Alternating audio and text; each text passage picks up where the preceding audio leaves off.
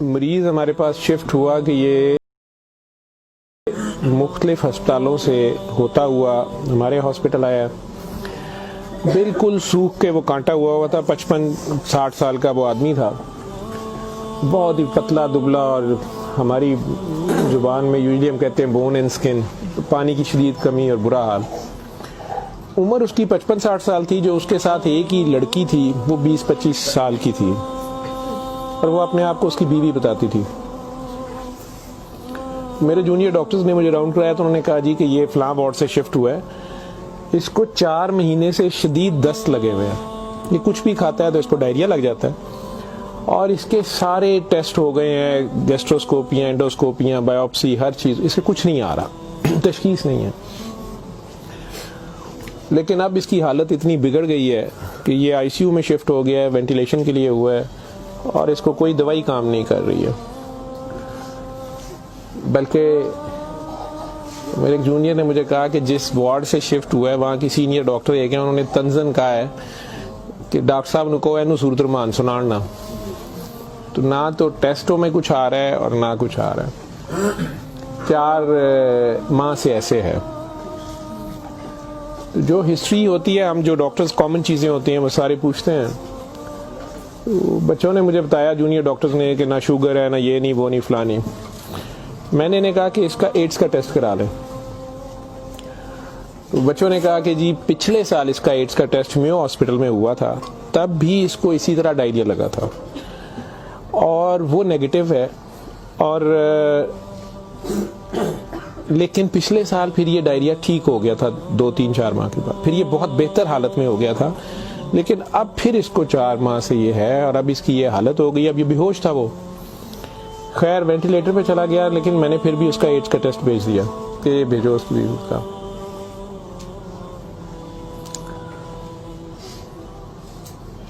سورہ رحمان ہمارے آئی سی یو میں ویسے ہی لگتی ہے, صبح دوپہر شام, کئی بار 20 وجہ دن میں کم از کم ایک بار ضرور لگ جاتی ہے. کوئی نہ کوئی ڈاکٹر نرس ڈیوٹی اپنی سمجھ کے اس کو لگا دیتے ہیں.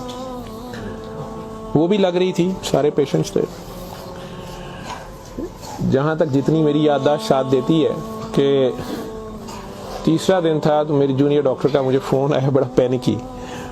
اس نے کہا کہ سر یہ پیشنٹ جو ہے اس کی حالت تو خراب ہی ہے, ویسے ہی ہے, بہتر نہیں ہو رہا یہ والا پیشنٹ, اس پہ اچانک ایک چینج آئی ہے کہ یہ سورہ رحمان جب بھی لگتی ہے, میں نے نوٹ کیا ہے, لیکن نرسز صبح سے بتا رہے تھے, لیکن میں نے یہ نوٹ کیا اب کہ جب بھی لگتی ہے اس کے ناک منہ سے, ویسے اس کے پائپ ڈالا ہوا تھا, پھیپھڑے, ہم سانس اس کو مشین, سانس والی مشین سے جو ہے نا وہ اس کے لیے پائپ ڈالا ہوا تھا, ناک میں بھی ایک نالی تھی معدے کے لیے, بے ہوش تھا. اس نے کہا جی اس کے ناک میں سے سنڈیاں ابلنا شروع ہو جاتی ہیں باہر کو, اور نرسز اس کے اوپر ڈیوٹی کرنے سے تنگ ہو رہے ہیں. تو اب سکر ایک مشین ہوتی ہے جس سے ہم مریض کے اندر سے ایک بلغم نکالتے ہیں جو نیگیٹو پریشر سے سک کرتی ہے. سر اس کو ہم سک کرتے ہیں, لیکن یہ نہیں سمجھ آ رہی کہ یہ کہاں سے آ رہے ہیں. میں نے کہا اس کے معدے سے کھینچ کے دیکھیں, انہوں نے کہا جی ادھر سے نہیں آ رہے. میں کہ ان کی سانس والی نالی سے آ رہے ہیں, جو اس میں سے بھی نہیں آ رہے. لیکن جب سورہ رحمان بند کرتے ہیں یہ ختم ہو جاتے ہیں, یہ باہر نظر نہیں آتے. یہاں ہماری ہڈیوں میں خالی جگہ ہوتی ہے, انہیں ہم سائنس بولتے ہیں ڈاکٹرز. تو میں نے کہا یار پھر اس کے یہ سائنس سے آ رہے ہیں, اور میڈیکلی ہم اسے میگٹس انہیں کہتے ہیں. ہم شوگر کا مریض بیچارہ آخری سٹیج پہ, کئی بار اس کے زخم بہت خراب ہو جائے تو اس میں کیڑے کئی بار پڑ جاتے ہیں اس طرح. لیکن یہ چیز میں نے نہیں سنی تھی, اور نہ ہی اس کی کوئی, نہ وہ شوگر کا مریض تھا نہ کچھ اور تھا. میں نے ڈاکٹر صاحب سے کہا کہ آپ جو ہے نا اس کا یہ تو اب اینٹی بایوٹکس جا رہی ہیں, سارا کچھ جا رہا ہے, ویسے اس کے ایڈز کے ٹیسٹ کا پتہ کرے وہ کب تک آئے گا. تو مجھے لگ رہا ہے کہ اس کی قوت مدافعت کوئی نہیں ہے, اور یہ کیڑے اس طرح پڑ گئے ہیں, لیکن اس کے علاوہ کوئی اور رشتہ دار اس کا ہے ہی نہیں ہے, اور وہ کوئی چیز لا بھی نہیں رہی. دوائیاں بھی ہم نے خود اپنے فنڈ سے شروع کر لی ہیں. اس کا کرنا کیا ہے؟ اور مسئلہ یہ ہے کہ یہ جس وقت سورہ رحمان لگتی ہے تو یہ کیڑے اس کے اب تو آنکھوں سے بھی کچھ نکلے ہیں, تو اس کے ناک اور منہ سے ابلنا شروع ہو جاتے ہیں. لیکن جب ہم بند کرتے ہیں تھوڑی دیر بعد وہ منہ میں کہیں نظر نہیں آتے.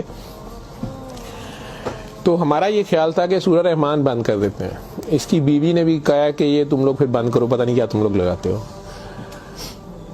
تو وہ جو ہماری نان مسلم سسٹر تھیں, انہوں نے اسے کہا کہ میری بات سنو, مجھے نہیں پتا اسے کیا بیماری ہے, لیکن وہ اسے پریئر کہتی تھی. انہوں نے کہا جب یہ پریئر لگتی ہے نا یہ کیڑے اس کو چھوڑ کے بھاگتے ہیں. ٹھیک ہے, تو میں تو کہتی ہوں اس کو 24 گھنٹے یہی سنائی جاؤ.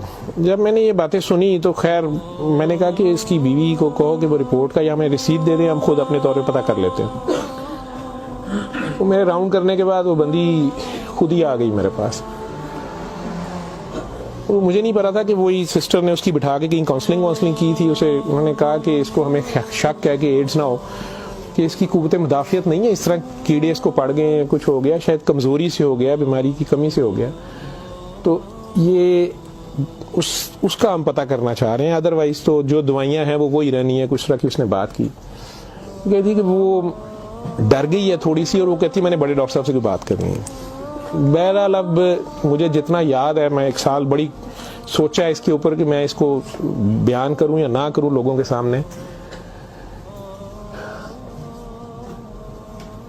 اس عورت نے بڑی خوفناک کہانی مجھے سنائی. جب اسے یہ ڈر پڑا نا کہ اس کو ایڈز نہ ہو اور اس کو نہ ایڈز لگ گئی ہو, اب وہ مجھے کہنے لگی کمرے میں آ کے کہ ڈاکٹر صاحب یہ جو میرا میاں ہے نا یہ اصل میں جادوگر ہے. میں نے کہا آپ نے تو پہلے دن لکھوایا کہ یہ رکشہ چلاتا تھا اور رکشہ ڈرائیور ہے. اس نے کہا جی یہ رکشہ ڈرائیور تو ہے لیکن یہ جادوگر ہے, کالا جادو کرتا ہے, لیکن کرتا قرآن سے تھا. مجھے ہنسی آ گئی, میں نے کہا یہ قرآن سے کالا جادو کیسے ہو سکتا ہے. بہرحال ٹو کٹ اٹ شارٹ, اس عورت کی ہمارے وہ ڈاکٹرز نے مجھے, چونکہ وہ ویڈیو میرے پاس وہ صرف پڑی ہے جس میں وہ کیڑے پلیٹ میں ہماری اسے ڈش کہتے ہیں اس میں وہ نکال کے وہ ڈال رہے تھے, تو مجھے انہوں نے بھیجے کہ اس کا کرنا یہ کیا ہے. پہلی رات جب انہوں نے مجھے میسج کیا رات کو واٹس ایپ پہ, تو وہ ویڈیو میرے پاس پڑی ہوئی ہے. اور نے مجھے بتایا جی کہ میں خود کسی کی بیوی تھی, اس کی ماں مجھے بڑا تنگ کرتی تھی اور میں چاہتی تھی کہ یہ میرے انڈر آ جائے. مجھے کسی عورت نے, دوسری نے بتایا, ہمسائی نے بتایا کہ یہ خامن تمہارا غلام ہو جائے گا, تم اس کے پاس چلی جاؤ. باقی تفصیلات میں نہیں جاتا. جو کچھ اس نے مجھے بتایا, اس نے کہا جی کہ یہ اس کا جادو کا توڑ ہی نہیں تھا اور اس کا کام لازمی اس کا ہوتا تھا, یہ جیسے بھی کرتا تھا.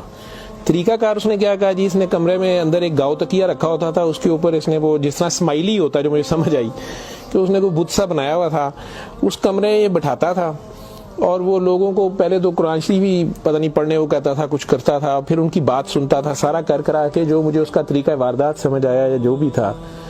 اس نے کہا جی کہ جو غرض مند ہوتا تھا نا وہ دیوانہ, عورتیں بڑی دیوانی ہوتی تھیں, ٹھیک ہے, یا ینگ لڑکے لڑکیاں کہ میری وہاں شادی ہو جائے, وہاں ہو جائے, اولاد ہو جائے, کئی لڑکے آتے تھے. تو جو اس نے سب سے گندی بات مجھے بتائی, بڑی فضول جو اس کی حرکت تھی یا جو بھی, وہ اسلام تو ہو ہی نہیں سکتا. اس نے کہا جی یہ ان عورتوں کو اور اپنے بارے میں اس نے کہا کہ میں نے بھی یہ غلطی کی, میرے سے بھی یہ گناہ ہوا, لیکن مجھے گناہ ثواب کا اتنا نہیں پتا تھا. تو یہ پہلے وہ تکیے کو سجدہ کراتا تھا, خود اس کے پیچھے کھڑا ہو جاتا تھا, پھر وہ کہتا تھا کہ یہ اصل میں تم لوگوں پہ کالا جادو ہوا ہے, اس کو توڑنے کے لیے پتہ نہیں نوری بڑا ضروری ہے, ٹھیک ہے. پھر وہ ہمیں کہتا تھا کہ وضو کر کے آؤ, ٹھیک ہے, وضو کر کے آتے تھے, وہ پتہ نہیں کون سی صورت پر وہ کئی صورتیں مکس کرتا تھا. یہ سب کرتے کراتے 1-2 سیشنوں کے بعد کچھ نہیں لیتا تھا. پھر جو زیادہ لوگ اپنے کام کے پیچھے دیوانے ہوتے تھے ان کو بتاتا تھا کہ اس میں بڑے پیسے بھی لگیں گے, یہ جان پہ کھیلنا پڑنا ہے, پتہ نہیں کیا کرنا, اور تمہیں بھی میرے ساتھ کرنا پڑے گا, اس میں بڑا کچھ جو ہے نا رسک ہے, لیکن کام تمہارا ہو جائے گا. جو بھی اس کی کہانیاں تھیں جو اس کو بعد میں کسی اور وجہ سے پتہ چلی, جو مجھے وہ بتا رہی تھی کہ جی یہ عورتوں کے ساتھ بھی اور ینگ لڑکوں کے ساتھ یا مردوں کے ساتھ بھی غلط کام کرتا تھا, پھر انہیں اپنا گند کھانے میں مجبور کرتا تھا, پھر انہیں پتہ نہیں کون سے کوئی آیت بنائی ہوئی تھی یا کوئی نام تھا پتہ نہیں کیا, کہ عربی کے جی یہ پڑھ کے نا تم نے یہ مکسچر جو ہے نا یہ ہنڈیا پکاتے ہوئے تھوڑا سا بیچ میں گند ڈال دینا ہے اور اپنے خامند کو کھلا دینا ہے, یا اس لڑکی کو کھلا دینا ہے, یا اس کو کھلا دینا ہے. تو میں اپنے خامند کے ساتھ یہ سارا کچھ کیا میں نے. اب مجھے بتائیں کہ جب وہ اس بندے کے ساتھ ہی سو گئی تو اس کے خامند تو وہ رہا ہی نہیں ہے نا, تو نہ وہ مسلمان رہی ہے نہ وہ یہ حرکتیں ساری. اب اس کے بعد بقول ان خاتون کے, اس لڑکی کے, کہ جی وہ خامن جو میرا تھا اس میں تو تبدیلی نہیں آئی, اس نے مجھے فل مارنا شروع کر دیا. اور مجھے اس کی میرے تڑپ اس کی طرف بھاگتی تھی کہ میں اس کے پاس آؤں. تو پھر میں نے اس کے پاس ویسے آنا شروع کر دیا کہ میں نے تمہارے ساتھ شادی کرنی ہے, میں نے ادھر سے طلاق لینی ہے, میں نے یہ کرنا ہے وہ کرنا ہے. تو میں انہیں بتائے بغیر اس کے پاس آ گئی. اس کے ساتھ میں 6 ماہ رہی. اس نے کہا کہ پھر ایسے ہی رہنا پڑے گا, اور اس سارے کام میں شامل ہوئی.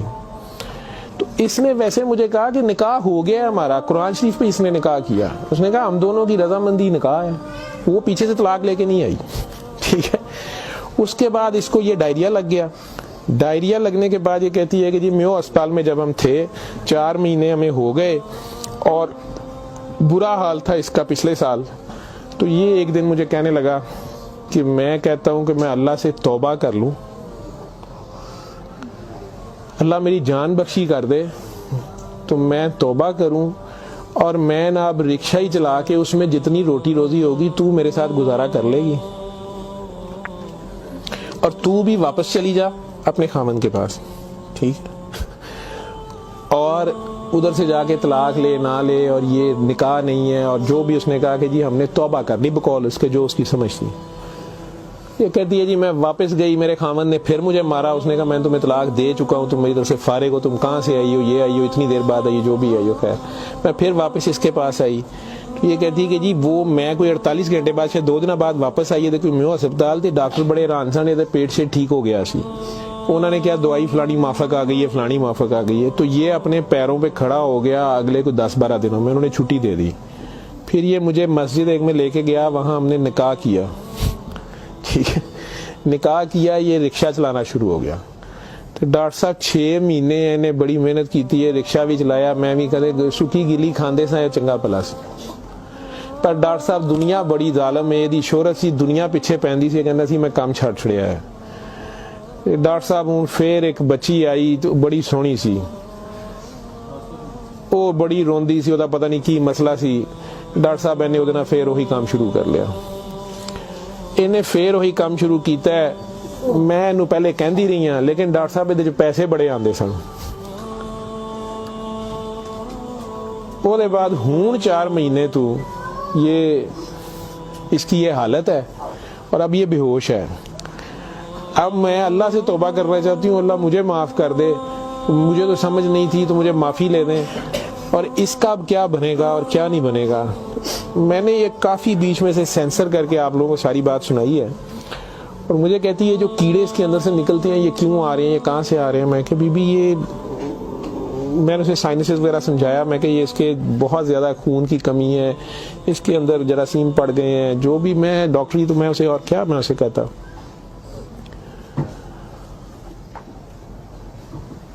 اور اس وقت ساری بات سنا کے تو اس نے وہ رپورٹ اندر سے نکالی, اور مجھے کہتی ہے جی یہ رپورٹ میں تو اس کو HIV کی رپورٹ تھی کہ جی وہ اتنے رپورٹ والے مینوں کہا ہے کہ ڈاکٹر صاحب فوراً جا کے دیو, تو تسی وہ لیبارٹری میں کہیں پوچھتی رہی.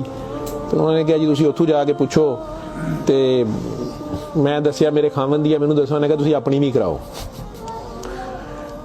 تو ڈاکٹر صاحب یہ رات دی میرے کول ہے, تو مینوں تو نہیں بیماری ہوئے گی, میں صورت المان سن لا. میں نے کہا جی آپ بھی سنیں, 7 دن سنے, میں آپ کو کیا کہہ سکتا ہوں. 1 دن وہ اور زندہ رہا بندہ, مر گیا. آخر تک اس کے کیڑے وہ آتے رہے اسی طرح. جب بھی وہ سورہ رحمان لگتی تھی وہ ایسے ہوتا تھا جیسے ابلتے تھے باہر کو, ناک سے اس کے, مطلب وہ 1-2 نہیں ہوتے تھے کہ جنہیں آپ پکڑ کے سائڈ پہ کر دیں. میں نے بتایا نا کہ وہ شکر مشین رکھ کے, تو اس سے وہ شکر میں ہم شک کرتے تھے اس کو سارا, وہ مشین میں جاتے تھے, لمبی سنیاں اس کی, ناک سے منہ سے. اور آخر میں وہ عورت بھی اس کی ڈیڈ باڈی لینے میں بھی تیار نہیں تھی. نہیں جی یہ میں نو کتنے دباں گی, یہ وہ. میں کہ نہیں اب اس کو, یہ تو آپ نہیں لے کے جانا, ہم ہاسپٹل سے ہم اور کیا کر سکتے ہیں. اللہ جانے کی سال پرانی بات ہمارے ہاسپٹل میں رہ کے گیا ہے پیش. اول تو مسلمان نہ جادو کر سکتا ہے, اگر وہ جادو والا علم کہیں سے سیکھ بھی لیتا ہے یا اپنے طریقے سے وہ سمجھتا ہے وہ جادو کر رہا ہے, تو وہ مسلمان نہیں رہتا. ایک چیز, قرآن کو ہی لوگ مس یوز کرتے ہیں, ناپاک حالت میں غلط طریقے سے بڑا کچھ کرتے ہیں, اور کئی بار ہم ناسمجھی میں بھی اپنا خسارہ بڑھاتے ہیں, ہمیں سمجھ نہیں ہوتی اور ہم کچھ چیزیں کرتے ہیں. قرآن خود کہہ رہا ہے کہ اس سے مومن کے لیے شفا اور رحمت ہے، اور ظالم اسی میں سے اپنے لیے خسارہ بڑھاتے ہیں۔ اپنی جان پہ ظلم کرنا بھی ظلم ہی ہوتا ہے۔ تو اول تو مسلمان جادو نہ کر سکتا ہے، نہ کسی دوسرے پہ کرواتا ہے، اگر دوسرے پہ بھی کرواتا وہ مسلمان نہیں رہتا۔ جب آپ جادو کے چکر میں پڑیں گے یہ خود شرک ہے، آپ اللہ بننے کی کوشش کر رہے ہیں نا، آپ اپنی مرضی کے ریزلٹس لینے کی کوشش کر رہے ہیں، ٹھیک ہے، مافوق الفطرت طریقے سے، اور پھر اس سے زیادہ بڑی بدبختی کہ اللہ کے کلام کو مس یوز کر کے سارا کر کے، تو وہ مسلمان نہیں رہتا۔ میں نے اس دن بھی بتایا تھا، وہ بچی امریکہ سے جو فون کر رہی تھی آپ لوگوں کے سامنے، یہاں میں نے اسے کلمہ شہادت پڑھایا تھا، اسے دوبارہ کلمہ پڑھوایا تھا کیونکہ اس کو پتہ نہیں تھا، یہاں وہ آئی تو وہ اس سے یہی کام کسی اور نے کروایا، وہ مسلمان رہ ہی نہیں گئی ہوئی تھی، اور خامن سے لڑائی اس کی چل رہی تھی، ان کا آپس میں فساد ہو جاتا تھا، ٹھیک ٹھاک پرابلم میں تھے۔ اس سے دوبارہ سے باوضو ہو کے آپ کلمہ پڑھیں، زندگی میں اگر ایسی کبھی غلطی کر دی ہے تو اللہ سے معافی مانگیں اور دوبارہ سے کلمہ پڑھ کے مسلمان ہو۔ دوسرا، اگر آپ میں سے کسی کو وہم ہے کہ آپ لوگوں پہ جادو ہے، تو کسی بابے کے پاس جانے کی ضرورت نہیں ہے۔ یہ تو فٹافٹ آپ لوگ کہتے ہیں کہ جادو برحق ہے، اور جی جادو نبی کریم صلی اللہ علیہ وسلم پہ بھی ہو گیا تھا۔ نبی کریم صلی اللہ علیہ وسلم نے اس کو کیسے توڑا تھا، انہوں نے کیا طریقہ بتایا ہے؟ ایک بار سورہ فلق، ایک بار سورہ ناس، یا آپ 3 بار سورہ فلق 3 بار سورہ ناس پڑھ لیں، جادو ختم ہو گیا۔ اعوذ باللہ من الشیطان الرجیم پڑھتے ہی ختم ہو گیا۔ ویسے تو مسلمانوں پہ تو ہوتا ہی نہیں ہے، میں نے سورہ مومنون کی 89 آیت بار بار ریفرنس دیا ہے، میں کسی بحث میں نہیں مذہبی میں پڑھنا چاہتا۔ اللہ بڑے واضح طریقے سے اس میں بتا رہے ہیں کہ ان سے پوچھو، سورہ مومنون میں 84 سے 89 تک، ان سے پوچھو کہ آسمان اور زمین کا مالک کون ہے، یہ سارا کچھ کس نے بنایا، یہ فوراً کہیں گے اللہ نے۔ ان سے پوچھو تمہاری زندگی اور موت کا ہر چیز کون فانی، کہیں گے اللہ نے۔ ان سے پوچھو پھر تم کہاں سے جادو کر دیے جاتے ہو، جب ہر چیز کا مالک وہ ہے تو پھر یہ جادو تم لوگوں پہ کہاں سے ہو جاتا ہے؟ یہ ہماری اپنی سوچ میں ہوتا ہے۔ 99% لوگ تو سائیکی کے مریض بنے ہوتے ہیں، اور یہ اصل میں آپس کی نفرت ہوتی ہے، ہماری آپس کی نفرت، حسد، کینے، بغض، لالچ، ہوس، یہ جو ہماری سوچ کی لہریں ہیں یہ ضرور ایک دوسرے کو ڈسٹرب کرتی ہیں۔ یہ نظر لگ جاتی ہے، ماں کی نظر اپنے بچے کو لگ جاتی ہے، پیار سے ہی دیکھ لیں، اس کو زیادہ انرجی چلے گئی، بیچ میں ماشاءاللہ نہیں کہا، فوکس اللہ سے ہٹا، بچے پہ گیا آپ کا، تو اللہ کے ریفرنس سے اس بچے کو دیکھیں کہ ماشاءاللہ میرا بیٹا کتنا پیارا، تو پھر نظر نہیں لگتی ہے۔ یہ باتیں آپ کو سمجھائی گئی ہیں کہ فوکس آپ کا اللہ رہے۔ نعوذ باللہ نعوذ باللہ نعوذ باللہ، کئی بچے میرے ساتھ زیادہ پیار سے جب زیادہ چلتے ہیں، آپ اللہ ہیں، نعوذ باللہ میں اللہ کیسے ہو سکتا ہوں؟ پھر انہیں میں کہتا ہوں کہ بیٹا یہ کفریہ کلمہ ہے، کسی بات سے کوئی بندہ مدتوں سے پھنسا ہوتا ہے، اس میں سے نکلتا ہے، کئی بہت بڑی بات کر دیتے ہیں۔ ہوش کے لوگ نہیں ہوتے ہیں، جب تک ہوش میں نہیں ہوتے ہیں تو اس وقت تک تو ان پہ حد نہیں لگتی، لیکن جب ہوش آ گئی ہے اس کے بعد یہ بات کفر میں آتی ہے، اور اللہ یہ برداشت نہیں کرتا۔ آپ ناسمجھی میں بھی کر رہے ہو، بچہ ناسمجھی میں بھی الٹی سیدھی حرکتیں کر رہا ہو تو ماں تو کان پکڑ لیتی ہے، اس نے بھی اسے سکھانا تو ہوتا ہے، اسے ثابت تو کرائے گا، پہچان تو کرا کے چھوڑے گا اللہ کون ہے، اللہ کہاں ہے، ٹھیک ہے۔ آیت الکرسی کا مطلب ہے کرسی کی نشانی، کرسی کا اشارہ، ٹھیک۔ جب آپ خوف کی حالت میں ہیں تو وہ پڑھ لیں، یا آپ کو لگتا ہے کہ ہمیں کوئی مسئلہ نہ ہو تو پڑھ لیں، تو اس کا مطلب یہ نہیں ہے کہ وہ آیت الکرسی کے لفظ یا آیت الکرسی کے وہ آپ کی حفاظت کرتے ہیں، اس کا مطلب کیا ہے؟ عربز کو تو پتہ چلتا تھا پڑھتے ہوئے کہ وہ کیا کہہ رہے ہیں، وہ ساری اللہ کی حمد اور اللہ کی شانیں بیان ہو رہی ہیں۔ تو کرسی کی بات ہو رہی ہے کہ کرسی زمین و آسمان پہ ہر طرف وہ ہے، تو اصل میں تو کرسی والے کی بات ہو رہی ہے، تو جو کچھ کرنا ہے کرسی والے نے کرنا ہے، تو اگر کرسی والے سے آپ کا دھیان ہٹ گیا، ٹھیک ہے، تو آپ کرسی کی پورا شروع ہو گئے، تب بھی پھنس گئے آپ۔